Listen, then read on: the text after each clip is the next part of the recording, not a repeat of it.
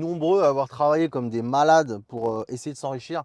Et on s'aperçoit, tu vois, à la fin, que tu es pauvre, mon ami, tu es pauvre pareil, même en travaillant comme un esclave, comme un acharné, en se donnant corps et âme pour ton chef, pour ton patron, à faire des heures sup, tu es toujours dans la misère, tu es toujours dans la pauvreté. Tu sais pourquoi? Parce que c'est voulu. Vidéo inspirée d'un commentaire de Mirajo 71 81. Le travail est taxé à mort pour éviter que des gens puissent trop s'élever. Et à la toute fin, ils reprennent une énorme part sur les héritages. Certains voudraient même tout reprendre, pour éviter que des familles puissent gagner en puissance d'une génération à une autre. Cela permet aux grandes familles d'oligarques qui contournent le système fiscal de s'assurer que personne ne puisse leur faire de l'ombre. Mais oui, t'imagines t'étais à leur place? T'imagines t'étais à leur place, frérot? T'avais des millions, des milliards, t'avais des tonnes de sociétés partout dans le monde. Ah, tu voudrais pas que les gueux, que d'autres familles commencent à te faire de l'ombre, à venir sur ton territoire. Tu sais ce que tu ferais? Tu ferais comme eux. Tu prendrais des gens instruits, intelligents, et tu leur dirais, bon les gars, comment on fait pour rester à notre place? Comment on fait pour rester à notre place? Comment on fait pour continuer d'asservir le peuple, pour qu'il continue à travailler, tout en pensant que c'est possible de s'enrichir? Voilà. Bah oui, parce qu'il faut faire tourner la roue du capitalisme. Il ne faut pas les détrôner, ces gens-là. Ils sont bien à leur place. Non, mais on les comprend, hein. Les gars, tranquille. On les comprend. Ils n'ont jamais été autant fragilisés qu'aujourd'hui avec la géopolitique mondiale qui a radicalement changé. C'est pour cette raison qu'ils resserrent les vis à fond de partout et qu'il ne reste plus que la terreur pour gouverner. Ces mafieux n'en ont plus pour bien longtemps, ça va leur exploser à la figure. Bon, mon ami, moi je suis beaucoup plus pessimiste que toi. Si tu veux, là, pour moi, hein, alors oui, d'accord, ils resserrent la vis de partout, mais regarde ce qui se passe. Il y a aussi de plus en plus les cerveaux des esclaves sont de plus en plus lavés avec TikTok, avec les réseaux sociaux. Les gens deviennent de plus en plus abrutis. C'est compliqué. C'est compliqué d'ouvrir un livre de nos jours, hein, tu le sais, hein, tu le sais. L'attention, les cerveaux TikTok, mon gars, l'humain est malade. L'humain est malade. Du coup, pour moi, je trouve que c'est intéressant, pour éviter justement trop ces prises de conscience, de laver le cerveau des gens, de toujours bien orienter sur des choses très simples, tu vois, voilà, de les frustrer sur le sexe, sur l'argent, de leur donner de la malbouffe, de leur donner plein de plaisirs rapides, les réseaux, etc. Et vraiment de les rendre le plus stupides possible. Et je trouve qu'ils y arrivent bien, hein. Enfin, je trouve que c'est bien parti. J'aime beaucoup le chemin que ça prend par rapport à ça.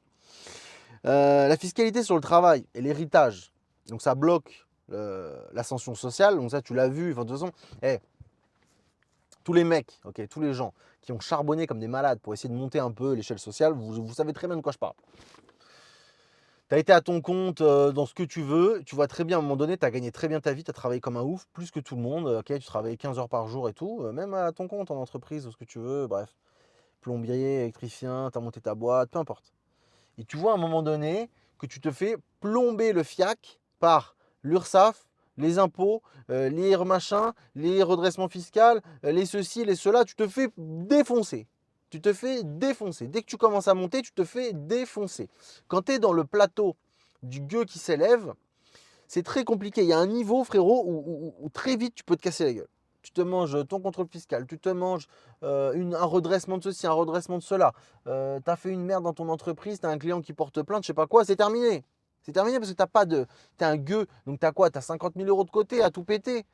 Voilà, tu peux pas te payer un bon avocat, tu peux pas te défendre, c'est compliqué. Et tu redescends aussi vite que t'es monté, frérot. Il y en a plein, ils font ça, et tu retournes salarié. C'est compliqué de passer ce seuil. Parce que oui, d'accord, il y a un seuil où en effet, tu peux te défendre. Tu peux prendre des avocats, tu peux t'expatrier, tu peux. Ok. Mais mais il y en a beaucoup, ils peuvent pas, frérot. Ils n'ont pas les moyens. Donc, c'est là, en fait. Ils te gardent bien bas dans l'échelle sociale, bien te taxer. Bref, je m'égare. Pendant que les plus riches contournent le système, le discours d'égalité sert surtout à empêcher l'émergence de nouveaux contre-pouvoirs économiques ou familiaux. T'imagines ces gens qui sont en place, frérot? Mais jamais de la vie ils veulent avoir un concurrent ou des gens qui leur marchent sur les pieds. T'imagines, tu possèdes, t'es un lobbyiste de ouf, tu possèdes, vas-y, tu possèdes tout. toutes les terres, ou je sais pas, bah, c'est comme là en France, tous les pauvres paysans là qu'on déglingue, là, les paysans ils se font déglinguer, ils se font déglinguer. Ça suffit pas que les paysans ils se haissent, vas-y leur mettre des normes, des taxes et des trucs, que de la concurrence déloyale avec l'Europe et tout, mais c'est du délire. Mais ce qu'ils veulent faire juste, ils veulent juste les buter ces gens-là, c'est tout. Les pauvres. Pourtant, putain, en fait, c'est les gens les plus puissants qu'on a en France, c'est les paysans. Et c'est ces gens-là qu'ils cherchent à éteindre, ils cherchent à les virer. Voilà. Puis comme il n'y a eu qu'une solidarité, tout le monde est chez soi, ils ont réussi à diviser le peuple. Bon, bah les paysans, ils les laissent crever, tu vois, tout le monde n'en a rien à foutre, quoi. C'est malheureux, hein, mais c'est comme ça. Ah voilà, c'est un constat, hein. C'est un constat. Bref. Et du coup, qu'est-ce qui va se passer? Bah, les paysans vont dégager, les lobbyistes ils vont racheter les terrains, les fermes, les machins, et puis c'est tout. Ce sera un mec qui va posséder toutes les fermes, et terminer mon soir. Terminer mon soir, voilà. Bon, bref.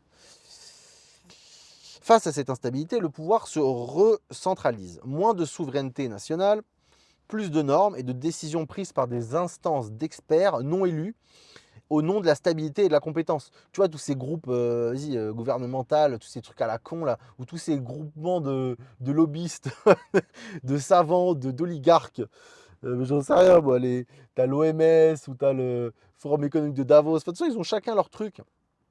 Ils ont chacun leur truc entre copains et ils s'arrangent pour garder leur place, avoir une vision. Et voilà, ils viennent entre gens instruits, entre gens qui ont des porte-monnaies bien garnis. Voilà, entre des gens sérieux, quoi. Ils invitent pas toi, quoi. Je veux dire, qu'est-ce qu'ils vont foutre avec toi? Rien à branler, toi. Toi, faut juste être bon et t'asservi. Bon et t'asservi, mon ami. C'est tout. Le danger. En fait, c'est vrai que moi, je parle toujours de gouvernement mondial, mais en fait, ça sera un peu plus subtil, tu vois. Le danger n'est pas un gouvernement mondial caricatural, ok? Bon, mais une gouvernance technocratique diffuse.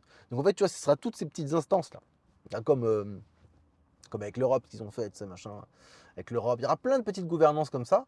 Ils vont se regrouper entre lobbyistes, ils vont essayer de se mettre d'accord à l'international, tu vois, pour sortir des règles, des lois, des normes, et tout le monde sera logé à la même enseigne. C'est un peu ça le délire du gouvernement mondial, tu ne pourras pas vraiment le cibler, mais il y aura tellement d'instances dites scientifiques que tu ne pourras pas remettre en question ça. Ce ne sera pas un truc que tu vas devoir voter. C'est juste comme d'hab. Si tu es contre, bah, tu es un complotiste, tu es un idiot, tu es non instruit. Voilà. Et si tu es pour, eh ben, tu es un mec intelligent, etc. On martèle ça aux informations, on martèle ça partout dans les écoles et tout machin. Vas-y, c'est un bon, t'inquiète pas, hein, tout le monde. Si t'es voilà, si t'es un mec qui te pose des questions, bon bah c'est bon, t'es catalogué complotiste à 2 balles, dégage. Voilà, dégage, cassos, tu comprends rien, t'es stupide, de toute façon t'es un mec idiot, regarde à la télé, regarde à l'école, le professeur il a dit ci, il a dit ça, donc voilà, t'as tort. Mais une gouvernance technocratique diffuse, où les décisions sont présentées comme techniques et inévitables,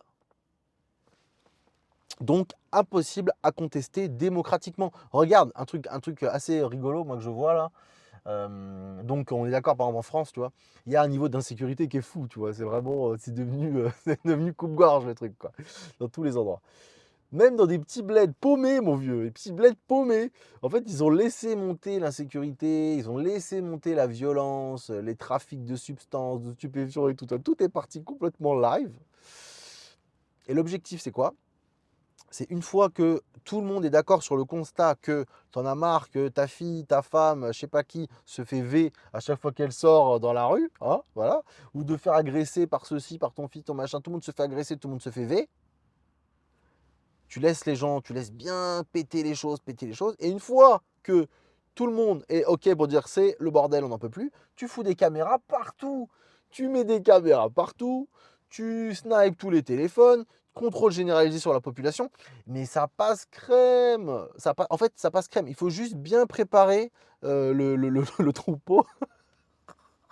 Il faut juste bien préparer le troupeau à son asservissement. C'est important. Il faut respecter la procédure. La procédure, la voici. Voilà, c'est tout, tu vois, c'est tout. Je veux dire, voilà, tu matrixes le cerveau des individus, et comme ça, une fois que tu leur as bien fait peur par la terreur et tout machin, c'est bon, tu arrives à faire ça, nickel. Donc voilà, donc moi je pense que ces gens-là sont absolument pas en danger. Voilà, pour moi les élites resteront les élites, hein. Donc gars, je suis pas sûr qu'il va y avoir un renversement de rien du tout, frérot. Il va se passer juste le gouvernement mondial, comme je t'ai dit. Il y aura toujours les gens qui ont l'argent, qui possèdent tout, qui accéderont à tout, et ils vont juste lisser tout le reste. C'est pour ça qu'il y a encore une petite fenêtre pour s'amuser là. Les expats, les machins, les revenus en ligne, tout le bordel. Mais bientôt c'est fini, frérot. Bientôt c'est fini. Moi, je sais pas dans quelle génération, peut-être dans 20-30 ans, tu vois bien avec l'IA et tout le bordel. Enfin bon, bref. Là c'est devenu trop le bordel. Du coup, les frontières n'existent plus. Et voilà, ils vont inventer. Voilà, enfin, tu vois bien le livre que je t'ai déjà présenté, mais Covid-19, la grande rationalisation de Klaus Schwab, là. Et il y en a plein de bouquins comme ça, de toute façon, qui te disent, ouais, Attali, ce qu'il raconte et tout. Enfin, de toute façon, ils sont tous d'accord. Ils sont tous d'accord pour dire vers quoi on va. C'est le gouvernement mondial, c'est le fameux revenu universel, je sais pas quoi. Bon, c'est pas exactement le bon terme, mais tu as compris. Et voilà, c'est tout. Il faut juste asservir plus le troupeau, asservir plus la masse pour continuer à faire fonctionner la roue du capitalisme et pour que les 1% continuent à s'amuser. Et putain, les gars. Bon, dis-moi ce que t'en penses en commentaire. Je vous fais des bisous. À plus. Ciao.